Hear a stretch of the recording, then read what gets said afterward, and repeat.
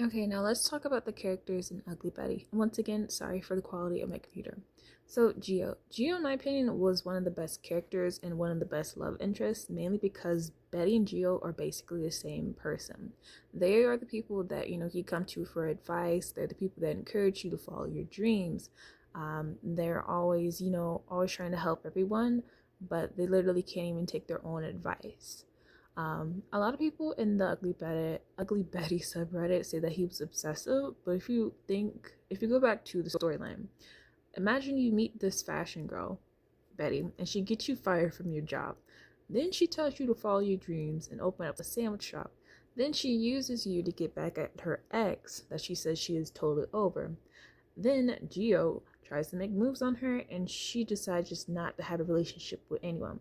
And then let's not forget that she crashed into his business with a trash can and he didn't even press charges.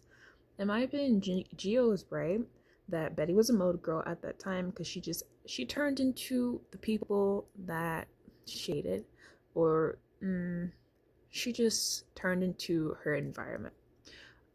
She became a mode girl. She was totally in love with Henry, never got over him, and Betty really doesn't like Geo because he is right all the time.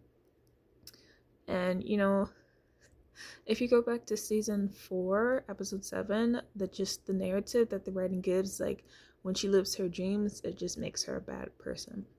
Now, going back to like the casual racism and like early 2000 shows, Mark and Amanda were terrible friends. They weren't even friends. They're practically, I don't even want to say it. But I find it ironic that these are the only friends that Betty has in the entire series. I really wish that she had more genuine people because Mark is literally racist to her, and also Amanda, but she's more of like just a bully. Like some of the things Mark has said to her was like, quote, "You're transmexifying before my eyes," or "Please refrain from carrying on your overly exuberant Latina ways." And then another one that he said was like, "I'm sharing an office with the chunky cheering Charo," which is a Mexican horseman or a cowboy.